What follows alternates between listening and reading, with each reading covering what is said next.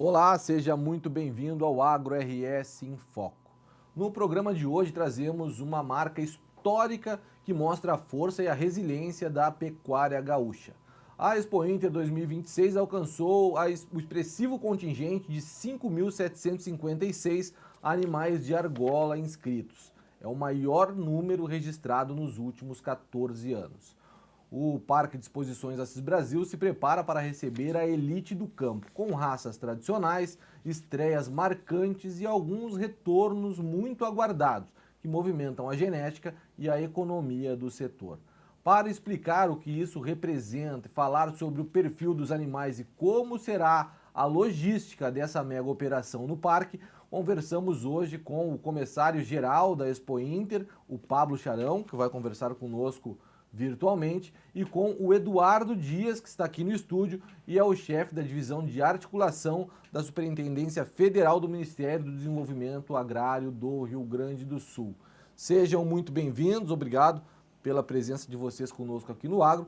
Quero começar aqui no estúdio então com o Eduardo Dias, te perguntando, Eduardo, qual é a expectativa para essa Expo Inter, para ti e para quem trabalha com pecuária familiar e com a pecuária no contexto da agricultura familiar. Seja bem-vindo ao Agro. Obrigado, Maurício. É um prazer estar aqui com vocês. E a expectativa é muito grande, né? Inclusive, o número de expositores para esse ano no pavilhão da agricultura familiar, ele aumentou. Então, e a gente sabe que nesse pavilhão os produtos mais comercializados são justamente os produtos de origem animal. Então, tem uma expectativa muito grande em relação a essa comercialização desses produtos, bem como na parte dos julgamentos, né, que também o carro-chefe ali da Expo Inter, apesar de ter a parte, né, das máquinas, da parte da agricultura, mas o que chama muita atenção é a questão da pecuária, ali, dos julgamentos dos animais. Então, a expectativa também com esse aumento aí é muito grande na questão dos julgamentos e das raças e do melhoramento genético dos animais.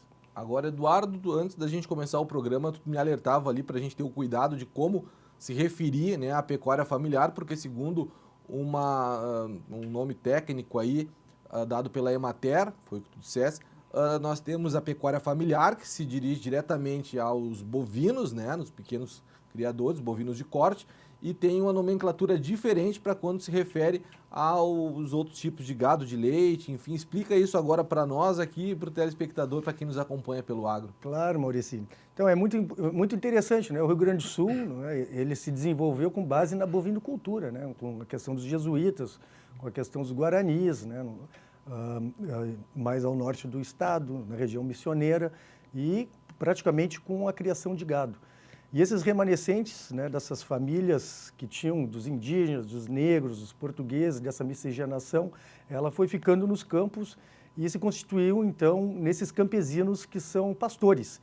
E aí isso se denominou, né, então pesquisadores aqui do Rio Grande do Sul, da URGS, de outras instituições, de UERGS, bem como da Emater, então cunhou um termo de pecuarista familiar, que hoje está progredindo e nós estamos considerando o pecuarista familiar tradicional do Pampa, que na verdade é um campesino, né, um camponês, como tem da agricultura familiar, é um camponês que tem toda a família, tem toda a sua atividade voltada para a pecuária familiar e geralmente ela é de pequeno ou médio porte.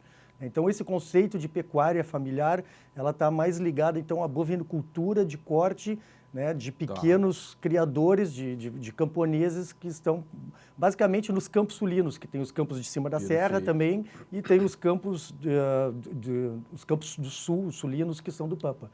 E aí nós temos aquele outro conceito que a gente fala aí, a pecuária dentro da agricultura familiar. Perfeito. E essa pecuária dentro da agricultura familiar, para tu entenderes melhor, aí vamos lá para dentro do pavilhão lá da agricultura familiar da Expo Inter, né? Quando a gente vê todos aqueles produtos, aqueles alimentos sendo vendidos, a gente vê que a maioria dos produtos ali que estão disponíveis são de laticínios. Então aí nós temos a bovinocultura leiteira voltada para a pecuária familiar, para a agricultura familiar, nós temos a parte da avicultura também e temos a parte da suinocultura, basicamente.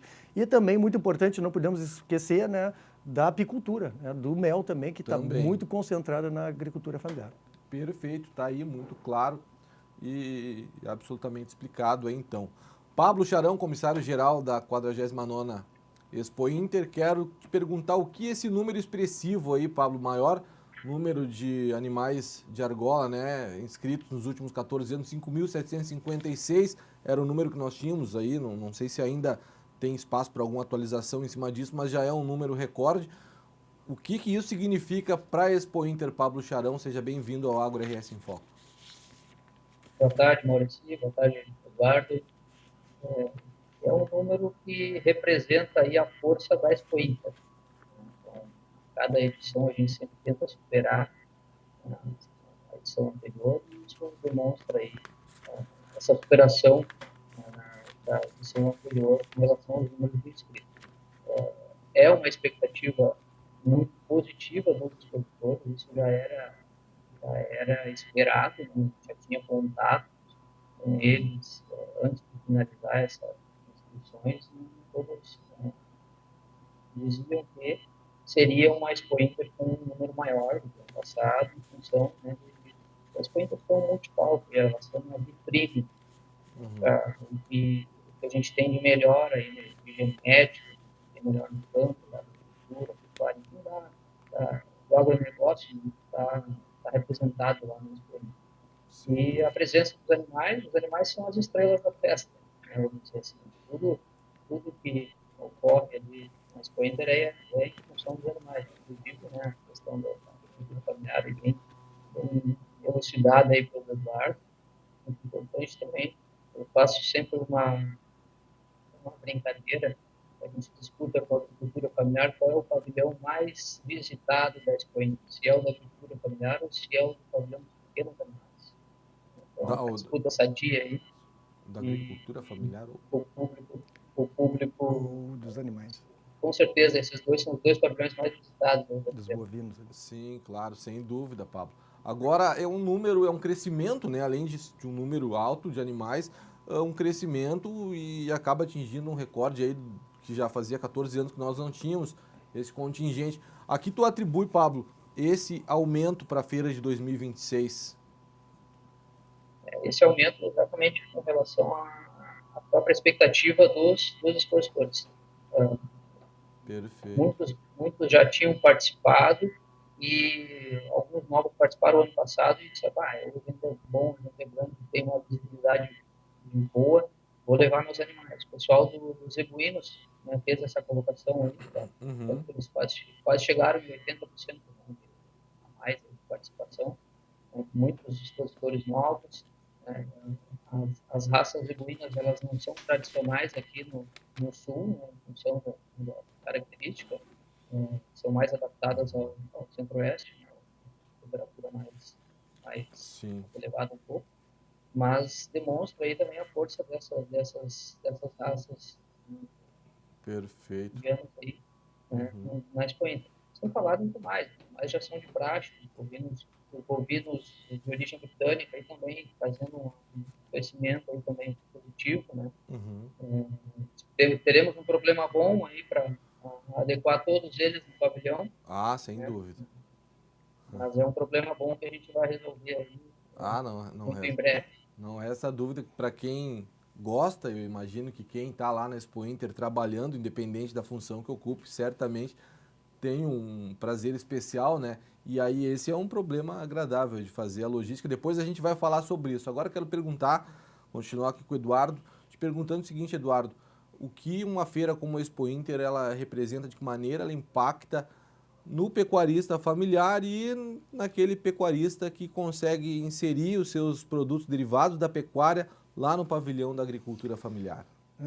Então, é importantíssimo isso, né, para ter a questão da economia da agricultura familiar. Né? Tem um impacto muito grande e isso também nos remete a questões da nossa infância, às vezes, da nossa vida, né, quando a gente vai comprar um produto de origem animal, lá um salame, um queijo, ou até mesmo um vinho, qualquer outro produto da nossa infância ou da nossa vida. Né? Então, isso é importante. Né? Como o Pablo falou agora, para vocês terem uma ideia, os animais, né, de argola, vocês estavam dizendo que são os animais do pavilhão, principalmente bovinos, que é muito visitado ali, também os de aves também são. Então, teve um aumento, né, de 12,5% no número desses animais. Né? E são mais de 150 raças que vão aparecer lá. Já no pavilhão da agricultura familiar, o pavilhão, em 2025, reuniu 456 empreendimentos de 196 municípios, registrou 13,6 milhões de venda. E para esse ano a expectativa é de 509 participações, ou seja, também aumentou a participação no pavilhão de agricultura familiar. Então, imagine, você está crescendo e é muito movimentada, procura para os alimentos de qualidade, alimentos de origem animal de qualidade é muito grande, então isso tem um grande impacto dentro da agricultura familiar, inclusive para estimular com que as pessoas continuem produzindo esses alimentos ou que novos empreendimentos surjam, né? A gente tem o selo gaúcho, a gente tem vários selos que acabam dando mais importância e ajudando, né, essa economia. Então, sem dúvida, né, essa circulação de pessoas no pavilhão da agricultura familiar gera renda para o agricultor familiar, estimula o comércio e nos remete a essa questão importante da alimentação, né, dessas questões que a gente tem do nosso modo de vida enquanto família. Perfeito. Agora, é importante, né, aquele teu esclarecimento no começo, até para quem nos acompanha, e eu acho que está ficando claro, o pecuarista familiar, para quem tem os derivados de pecuária no pavilhão da agricultura familiar, aqui a gente não está falando da agricultura familiar em geral, a gente está falando apenas dos derivados de pecuária, até porque, né, Eduardo, eu imagino que para o pequeno produtor, para aquele que tem lá 10 cabeças, 20 cabeças de gado, para ter um animal seu na estande das argolas ali, né, exposto, deve ser um desafio bem mais difícil, né? Sem dúvida, mas isso acontece no pavilhão do leite. Isso já é mais possível acontecer no pavilhão do leite do que no de corte. Porque a nossa pecuária, a nossa agricultura familiar, só para tu teres uma ideia, dentro da agricultura familiar, mas aí com um foco na pecuária, 85% da agricultura familiar, 85% da produção de leite está dentro da agricultura familiar. Da produção de leite no Rio Grande do Sul, 85% provém da agricultura familiar. Das aves, 80%. Dos suínos, 70%. Dos ovinos, 60%. E da apicultura, 80%. No Brasil, são mais de 100 mil estabelecimentos de apicultura. Né? Ou seja, 80% do mel vem da agricultura familiar. Já dos bovinos de leite, no Brasil, 30% dos bovinos de leite estão na agricultura familiar, mas 65% da produção do leite é de lá. Então, tu vê, a agricultura familiar ela tem menos animais, mas oferece mais alimento para as pessoas. Como derivados. Exato, né? E como leite e derivados, ou como outros produtos. Claro, não, então, sem dúvida, é importantíssimo em termos econômicos, né? Tanto ter a pecuária familiar, bovinos de corte, quanto ter a pecuária dentro da agricultura familiar, que são leite, mel, ovos, salames embutidos. Não, sensacional. Agora, Pablo, dentro desse número expressivo de animais, aí nós temos alguns retornos, né? Algumas raças que voltam à feira e tem algumas estreias também, algumas raças que estreiam na feira desse ano. Fala para nós sobre isso especificamente, quais são as novidades que nós temos aí para a Expo Inter de 2026? Assim como o Eduardo trouxe, né, diversos dados do estado do Brasil, aí, nós temos também na Secretaria nossos dados de rebanho, né? E isso, nosso rebanho, 80% dele é representado pelo pequeno produtor, né, na parte da pecuária. Sim. 80% do que a gente tem é da agricultura familiar. Então, um segmento importante, bem representado. Deixa eu entender, 80% do rebanho que está lá na feira? Não. No estado. Não, o rebanho do estado, claro. Não, porque a gente falava aqui do grande desafio que é para o pequeno produtor ter um animal em exposição de peso e outras categorias. Agora, claro, interessante esse dado, né? 80% aí da produção do estado nas pequenas propriedades. É sensacional. Exatamente. E também, o Eduardo falou bem ali com relação ao pavilhão do gado leiteiro. Né, que se a gente acompanhar ali, ele teve uma pequena redução ali de 10% no número de inscritos, né? Isso até representado pela dificuldade do setor, que é algo que vem acontecendo nos últimos anos, o preço do leite pago, né, ao produtor, enfim, o custo, isso, e trazer os animais para a Expo Inter. Eu posso dizer que a atividade leiteira é uma atividade 24/7, né? 24 horas, 7 dias por semana. Além de trazer alguém para a exposição, para cuidar dos animais, tu tem que deixar a gente lá também cuidando dos animais que ficam, cara. Então, sim. Evidente. Mas, então, passando para a nossa questão das estreias, isso. A Expo Inter, né, ela é um tradicional palco de estreias ou de retornos. Enfim, as inovações acontecem no Expo Inter. Esse ano a estreia é da raça Senangus, né, que é um bovino de corte sintético, cruzamento aí da raça Senepol com a Verdin Angus. O Ministério da Agricultura Senangus. delegou Senangus. Maravilha. O Ministério da Agricultura delegou aí para a Associação Brasileira do Senepol, né, o controle de genealogia, né, fazer o controle de genealogia para chegar nesta raça pura. Então, a associação está trazendo aí, pela primeira vez, essa raça na Expo Inter. E temos também aí alguns retornos, né? Sim. O pessoal do Cebuínos, ali, o Cuzerá e o Tababoa, que já fazia 2, 3 anos que não vinham, e outros retornos há de mais tempo. O Crioulo Lagiano, né, estava retornando à Expo Inter, e a última participação dele foi em 2015, se não me falha a memória. Né? E retornando mais uma vez, assim como o Galloway, né, bovino de corte também, e esse já fazia mais tempo, desde 2007. Então, olha só que legal. É aquele bovino que tem a cinta branca no Jersey? No tronco ali, né? Jersey? Enfim. Não, o Galloway. Ah, tá. Galloway. Tá, desculpa, perfeito. Não, o Jersey participa assiduamente, né? Sim, o Jersey tem vindo todos os anos. Esse ano, mais uma vez, vai fazer uma exposição nacional aí, assim como a raça holandesa, né? Sim. Entre outros destaques aí que a gente vai comentar. Que expectativa bacana, então, aí, para esses retornos, né? Que a gente comemora sempre, que por algum motivo acabam ficando alguns anos de fora, e aí depois, quando retornam, é muito legal. Agora, o interessante também é a gente observar e pontuar aqui que essa diminuição de 10% que o Pablo Charão nos relatou com relação aos animais de leite, né? O gado de leite, isso pode ser sim já um reflexo daquilo que os produtores nos relataram, inclusive num programa que fizemos aqui, dizendo que num dado momento da cultura de leite o preço estava 3 por 1, eles estavam pagando 3 vezes, quase 3 vezes mais, né, em insumos do que aquilo que o valor que eles estavam vendendo o litro de leite. Então as coisas acabam não passando em branco, né? Tá aí o resultado e uma diminuição aí que fora da curva aí dessa 49ª Expo Inter. Mauricito, me permite só por fazer uma parte?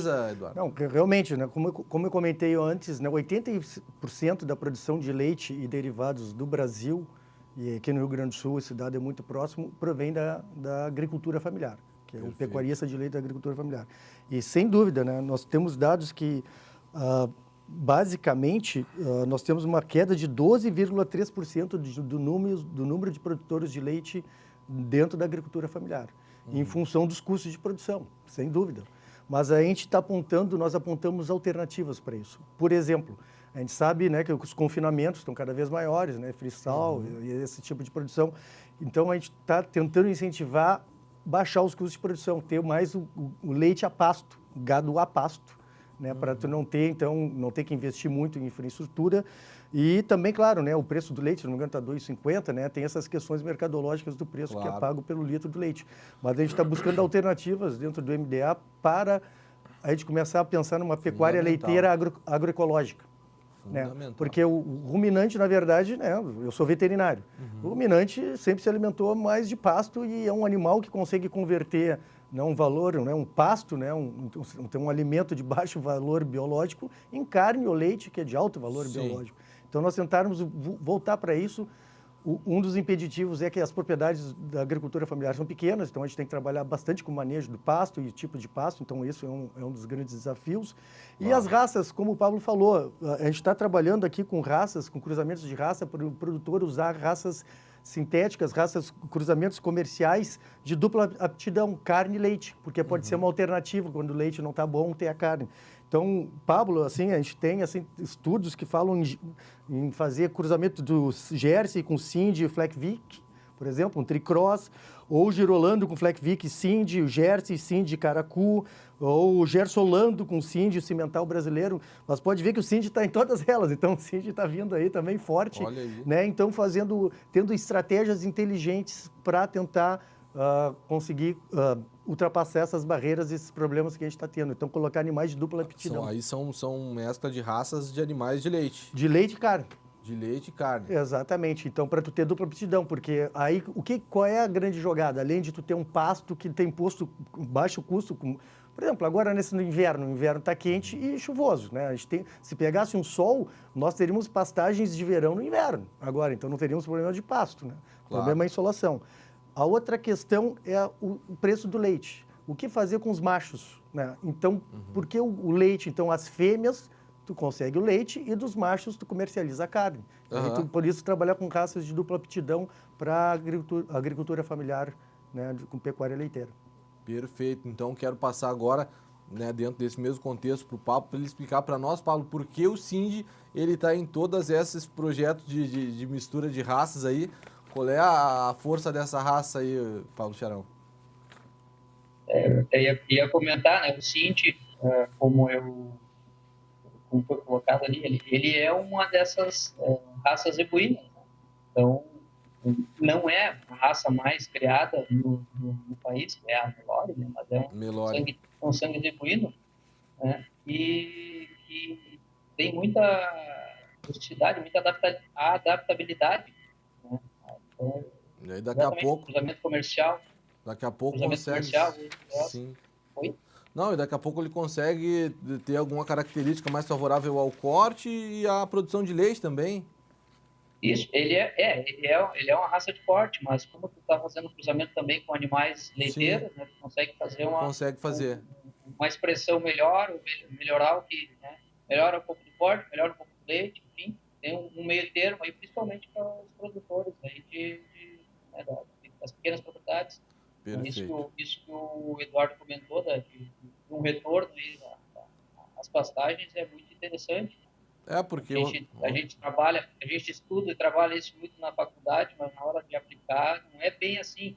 Mas é muito interessante, porque o ruminante ele consegue efetivamente converter tudo isso que a planta oferece para ele em produto, carne ou leite. Mas o corretíssima a afirmação do Eduardo. Não, e o desafio do pequeno produtor, sobretudo, para fazer a criação do gado somente através das pastagens é justamente pelo que o Eduardo colocava aqui, do tamanho da propriedade, né? O pequeno produtor ele não tem tanto espaço assim e, se eu não me engano, a proporção por cabeça é de quase 1 hectare, né, Eduardo? Me corrija se tiver... Isso é mais ou menos por campo nativo, mas assim, se tu aplicar uma tecnologia no pasto, aí a questão muda, aí é a oferta de ferragem, aí o que vai comandar essa relação não é o número de animais por área, mas é o quanto de alimento, ou seja, de oferta de forragem que tem naquela área. Por isso que tem que ser feito um bom do manejo. Perfeito. Quem cria gado, quem cria, né, bovinos e ruminantes tem que ser um excelente agrônomo, porque tem que pensar na planta antes. Perfeito, até porque a outra alternativa seria a criação através do confinamento, né? Exato. E aí depende dos insumos mais caros, como milho e ração lá dentro do galpão e tudo, Perfeito. né? Utiliza menos espaço, mas acaba saindo mais caro para o produtor. Isso. Nós estamos já chegando na parte final já do programa. Eu quero perguntar para o Pablo Charão como é que vai ser a organização dos julgamentos dos animais esse ano, Pablo? A nossa organização é gigante. Sem dúvida. Nós temos aí mais de 150 raças, né, de animais participantes, aí, todos diversos julgamentos acontecendo simultaneamente. Nós temos nossas equipes, né, da Secretaria da Agricultura trabalhando, seja na parte da admissão sanitária, né, garantindo a sanidade do rebanho da Expo Inter, fazem essa inspeção na entrada dos animais ali, né, autorizando entrar somente animais sadios, e depois também temos as equipes da área de zootecnia que fazem o acompanhamento da admissão técnica e do julgamento, para validar exatamente essas informações, né, esses tão importantes dados aí dos julgamentos morfológicos. Então, os julgamentos já iniciam aí no sábado, entre bovinos e ovinos, e se estendem até a quinta-feira, né, na Expo Inter ali, para que na sexta-feira, que é o dia do desfile dos campeões, nós tenhamos aí conhecidos todos os grandes campeões dos animais da Expo Inter. Tá aí. E, parênteses não, um adendo, porque já para esse ano eu acho que já vai ser o 4º ano, Eduardo, que os produtos da agricultura familiar também participam do Distrito do Grande Campinas. Né? Então, Perfeito. isso foi uma inovação aí que surgiu nos últimos tempos e é muito importante, né, que também participe, não só mostrando a parte da pecuária, mas mostrando também a parte dos produtos, né, dessa pecuária tão importante, e não só a pecuária, como também a agricultura. Temos uma cachaça, temos outros produtos ali que provém da agricultura. Que bacana, e tudo isso vai ser conferido de perto, estaremos lá para, de preferência, provar, né? Os produtos também, degustar. Quero já te agradecer, Pablo Charão, obrigado pela tua participação conosco aqui, e te deixar aí alguns segundos para te fazer as tuas considerações finais e se despedir de quem nos acompanha aqui no Agro RS em Foco. Perfeito, Maurício, eu agradeço aí a oportunidade de falar com os telespectadores, agradeço também ao Eduardo pela participação. E queria deixar, então, um convite aí para o pessoal poder visitar a Expo Inter, fiquem bem à vontade, vão lá conhecer o que a gente tem de melhor no agro, né, seja na parte de pecuária, seja na parte de agricultura, de máquinas, enfim, agricultura familiar. A Expo Inter é um multipalco e está aberto aí para a visitação de todos nesses 9 dias que o evento acontece. Obrigado. Que maravilha, Pablo Charão, comissário-geral da 49ª Expo Inter, muito obrigado mais uma vez pela participação aqui. Eduardo Dias, tínhamos aqui outros tantos temas para abordar com relação à agricultura familiar, tu falou bastante agora aí sobre a parte tecnológica e os projetos, nós poderíamos abordar aqui, mas o tempo é curto, eu queria te deixar aí um espaço no final do programa para te escolher qual é o tema que tu acha importante, né, destacar ainda nesta edição do nosso programa, Eduardo. Eu gostaria só de também pegar um gancho ali do Pablo, né? Essa questão das raças, a gente tem, né, as raças principais que formam os bovinos são as Bos Taurus e as Bos Índicos, ou seja, os zebuínos lá da Ásia e os taurinos que são da Europa ali, né? E os zebuínos, eles são mais resistentes às doenças, são mais resistentes assim à alimentação, eles não são tão sensíveis. Então, por isso que a gente faz esses cruzamentos. Mas, Maurício e Pablo, eu agradeço também a oportunidade. Para mim, sempre é um grande prazer quando a gente conversa sobre, né, essa questão de criação animal, que é tão importante, dos produtos de origem animal, que são importantíssimos para a nossa nutrição, comer carne, comer queijo, tomar leite, né, doce de leite, salames, embutidos, ovos e assim por diante, né? A gente sabe que nós, enquanto seres humanos, o que nos atrai muitas vezes lá, que vem do passado, era um churrasco, né? Reunir as pessoas para comer uma carne, comer um assado. E isso é uma memória que a gente tem ancestral, que está presente na gente e que é muito importante, inclusive, para a nossa evolução enquanto ser humano e para a nossa nutrição. Então, para mim, é sempre um grande prazer conversar sobre isso. E é o que o Pablo falou, né? Não é só ver o animal, que a gente cria com muito respeito, mas o alimento, depois que ele se transforma, degustar e poder, né? Depois ir lá no pavilhão e procurar qual é o queijo campeão, qual foi o doce de leite, ou a cachaça e assim por diante, os outros produtos, e degustar isso com a família. Maravilha. Eduardo Dias, chefe da Divisão de Articulação da Superintendência Federal do Ministério do Desenvolvimento Agrário do Rio Grande do Sul, também te agradeço, obrigado pela tua presença aqui, parabéns pela participação de vocês, do Pablo, do Eduardo. Sou suspeito para falar, mas mais um baita programa para quem nos acompanha, vai ficar lá disponível, né, no nosso canal da Assembleia Legislativa. E graças também à nossa equipe toda aqui que participa, a quem eu agradeço, e o Agro RS em Foco vai ficando por aqui. Lembramos que o nosso programa fica disponível pelo canal do YouTube da Assembleia Legislativa. Agradecemos mais uma vez a presença dos nossos convidados, Eduardo e o Pablo, e a você que nos acompanha pela TV Assembleia ou pelos nossos canais digitais. Muito obrigado pela sua companhia. A gente se vê na próxima edição. Tchau.